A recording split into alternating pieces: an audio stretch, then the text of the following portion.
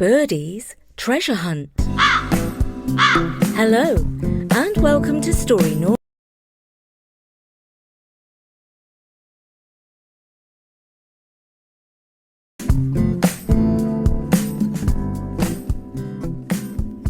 It was a lovely, hot, dry summer. Jake and his family packed their bags and drove to a scenic part of Britain called Wales, where there are castles and rolling hills and long sandy beaches. Some people say there are even dragons there, but Jake didn't see any. They rented a barn on a farm. When I say a barn, it had been converted into a comfortable cottage. But there was also a real barn full of hay and a stable with horses and ponies. Hens pecked in their pen behind a wire fence to keep out the fox. Ducks paddled on the pond while 2 geese ruled a little island in the middle. It was the sort of farm that seemed to have everything a storybook farm should. The farmer took Jake and his little sister Elle for a ride on his tractor to see his prize pigs, who lived on a small pointy hill. They were Berkshire pigs, black with white feet and faces. See that magnificent fellow over there? We call him the Emperor because he's in charge of all the others. Last May he won first prize as the finest pig in all of Wales. He's clever, no doubt about it, and he knows he's special. He's as proud of himself as we are of him, explained the farmer. Jake saw that the Emperor really was a proud pig. He listened to the farmer's praise as if he understood every word. "Are you going to make him into sausages?" asked Elle. "No, never," said the farmer. "He's so smart he could be a straight A student if he went to school." "Oh, you're joking," smiled Elle. But Jake believed the farmer. After all, Jake knew a black crow, who was one of the wisest creatures you could ever meet. So why shouldn't a pig be clever too? After watching the pigs root around with their snouts for a while, the farmer turned the engine back on, and they started chugging back down the track to the farmhouse. On the way, they passed a man sweeping the ground with a long stick. "What's he doing?" asked Elle. "Oh, he's a treasure hunter looking for gold. That pole he's using is a metal detector. If he finds any metal, it will start beeping like crazy," said the farmer. "Cool!" exclaimed Jake. "Has he found any gold yet?" "Not yet," said the farmer. "But if he finds any on my land, we have a deal. 50-50. Half his, half mine." "And will you give me the same deal if I find some treasure on your farm?" asked Jake. "Yeah, why not?" said the farmer. "Fair's fair." The next day, they went pony trekking. Everyone in the family loved riding a horse for the first time, until Mum's pony suddenly galloped off, giving her the fright of her life. So the next day, they decided to do something more relaxing and go to the beach instead.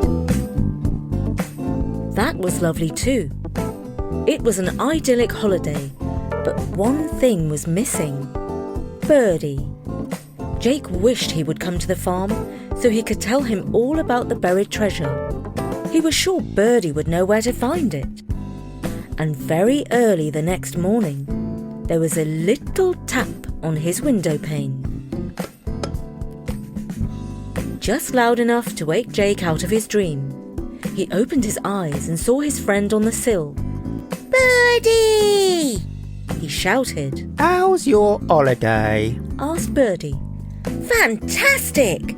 said Jake. "Well, all except for when the pony ran off with Mum. But she was okay, just a bit shaken. And do you know what? The farmer says there's buried treasure on the farm. If we find it, we can keep half. But there's a man looking for it with a metal detector. Can you help me find the treasure first, so I can be rich and never have to go to school again?" "Well," said Birdy, "I might be able to assist you in this matter. Many years ago, about 2,000 years or so, I came here to visit my friend, a Welsh druid. He had all sorts of swords, goblets, chains and the like. But the Romans were coming, led by General Agricola. So I said to him, "Themgodden," that was his name, "Themgodden, I think you'd better bury your gold in case the Romans steal it." And so he did. And his treasure might still be here for all I know. I bet it is, said Jake. But it's a big farm. It could be anywhere.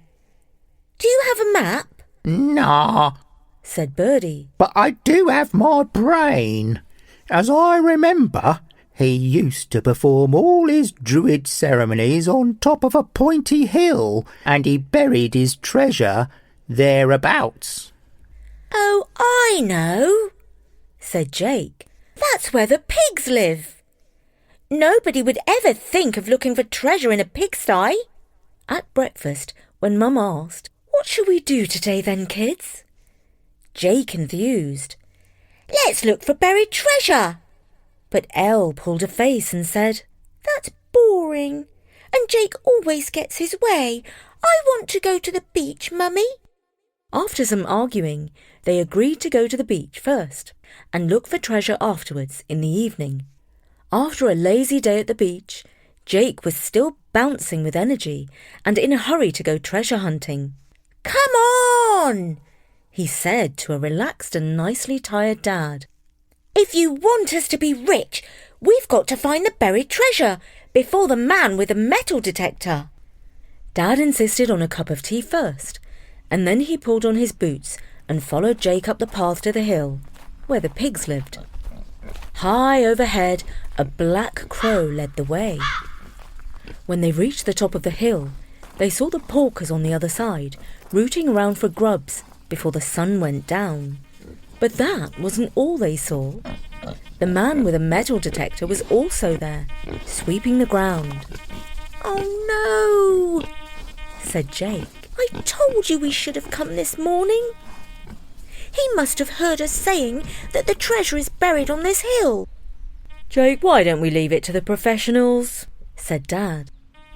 "The treasure could be anywhere.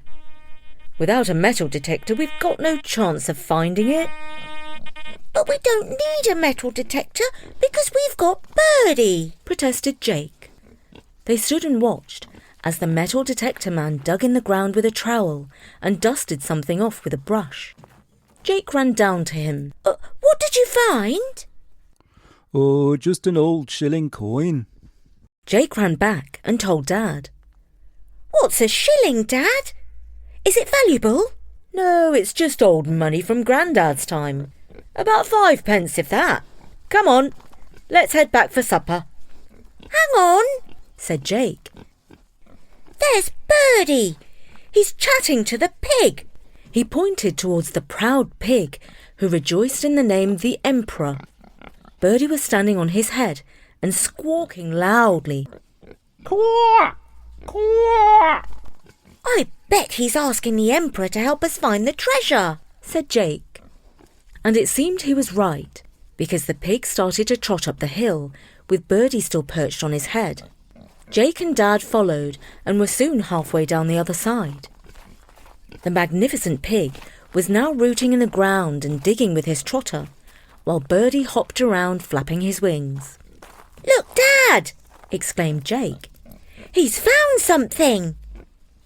There was a glint of silver in the evening light, and before long the round rim of what looked like a goblet came into sight. Jake began to jump up and down singing, "We found it! We found it! We found the treasure!"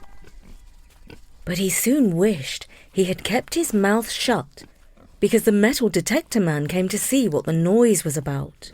Did I just dream that pig has found something silver in the ground? "No, it's real life true," said Jake. "The Emperor Pig and my friend Birdy are both super intelligent and know where the Druids buried their treasure to hide it from the Romans. All we had to do was to ask the pig politely to help us, and now he's digging it up for us." The metal detector man went down on his knees alongside the pig and started to dig with his trowel. It was starting to get dark when he finally pulled up a goblet. It glowed a little red in the sinking sunlight, but the man said it was silver and probably very old. He turned it around and they saw an emblem of a crow engraved on it. "That's my friend Birdy," said Jake proudly.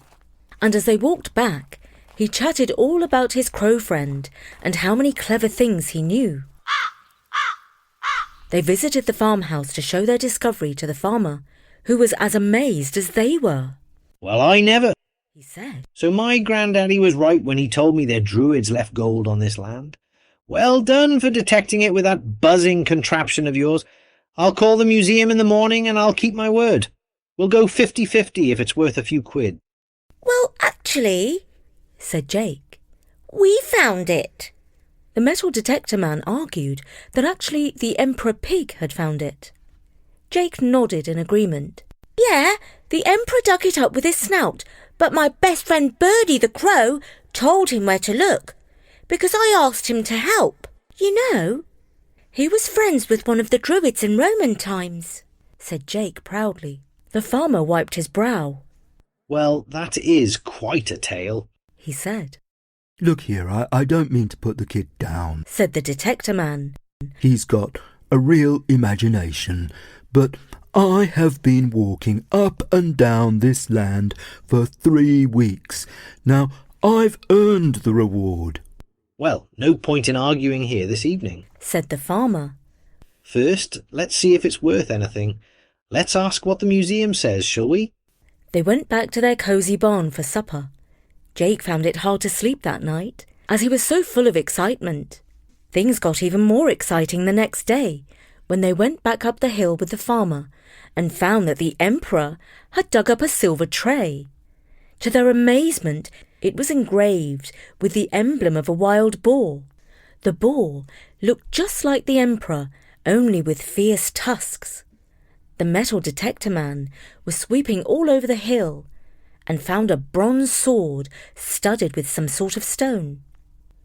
Over the next few days, more and more gold, silver and bronze turned up, many pieces carrying the sign of the wild boar.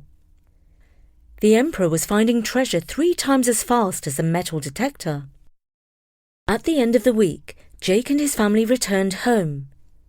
Jake had to wait about 6 weeks for any news of the treasure. He had almost given up waiting when a parcel arrived by special delivery. A well-packed box containing a goblet with the sign of a crow on it. Apparently, the museum had bought all the treasure with the sign of the wild boar. It was a very special collection dating back to the times of the Welsh, who lived before the Roman times. But the bird goblet did not seem to fit in, and they had given it back to the farmer. "I'd like you to have it," he wrote. "Fair's fair. Even if the Emperor did dig it up, you were the first to spot what he found." Mum put the goblet on the mantelpiece. "Oh, it must be worth something. Shall we sell it at the auction house?" she asked. "Oh no, I don't want to sell it. It's Birdy's goblet. It's really special and it's probably magic." And so they kept the silver goblet that the Emperor Pig had found with the help of a very wise and extremely old black crow. "It was," said Dad, "quite an exceptional holiday souvenir." And that was Birdy's Treasure Hunt. Read by me, Jana, for Storynory. Drop by soon for more stories, and don't forget, if you would like to support Storynory, you can donate via the link on the website. As ever, we really appreciate your support, as it helps us to keep bringing wonderful stories to the world. From me, Jana, at Storynory. See you soon!